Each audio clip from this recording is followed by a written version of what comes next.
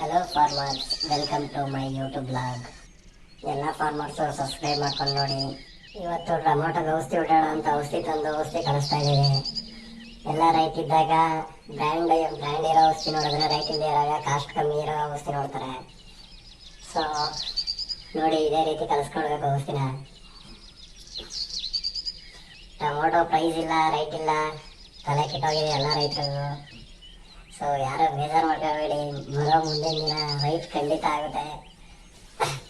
ಅದಾಗೋ time ಯಾವಾಗ ಅಂದರೆ ನಮಗೂ ಗೊತ್ತಿಲ್ಲ. ಎಲ್ಲ ಒಂದೊಂದು ಬ್ಯಾಚ್ ಬೆಳೀತಿದ್ರು, ಮೂರು ಬ್ಯಾಚ್ ಬೆಳೆದ್ರೆ ಇನ್ನೇನು ಮತ್ತೆ ರೈಟ್ ಆಗೋದು ಇನ್ನೇನಾಗುತ್ತೆ.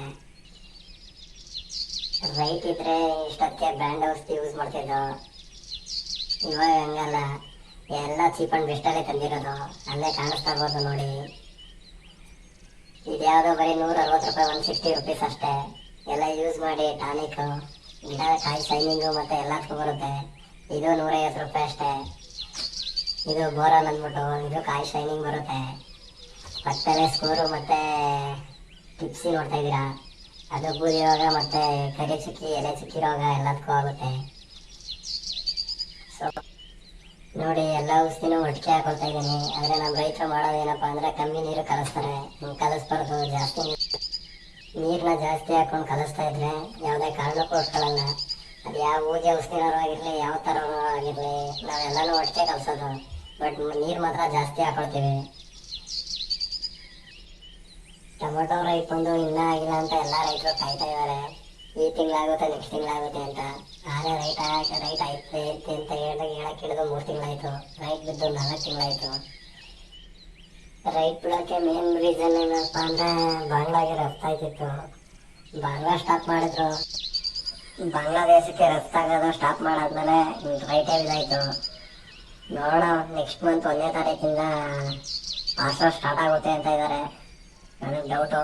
ಇವತ್ತು ನಾನು ಔಷಧಿ ಹೊಡಿತಿಲ್ಲ, ಲೇಬರ್ ಮಾಡಿದ್ದೀನಿ. ಕಾರಣ ರೈಟ್ ಇಲ್ಲ. ರೈಟ್ ಇಲ್ಲ ಅಂದಾಗ ನಮಗೆ ಮನಸ್ಸು ಬರಲ್ಲ ಹೊಡಿಯೋಕ್ಕೆ, ಕಾಲುಗಳೇ ಮುಂದೆ ಹೋಗಲ್ಲ. ಅದಕ್ಕೆ ನಾವು ಔಷಧಿ ಹೊಡಿಯೋಲ್ಲ. ಆದರೂ ಇವ್ರ ಕೈಲೇ ಕೊಟ್ಟಿದ್ದೀನಿ ಔಷಧಿ ಹೊಡಿಯೋಕ್ಕೆ. ಪರವಾಗಿಲ್ಲ, ಇವರೇ ಹೊಡಿತಾರೆ ಅಂದ್ಬಿಟ್ಟು ಬಿಟ್ಟಿದ್ದೀನಿ. ಹೆಂಗೋ ಹೊಡೆದಂಗೆ ಹೊಡೀನಿ. ಇನ್ನೂ ದಾರ ಹಾಕ್ಸ್ಬೇಕಾಯ್ತು, 3ನೇ ಕಟ್ಟು. ಲೇಬರ್ ಬೇರೆ ಸಿಕ್ಕಿಲ್ಲ.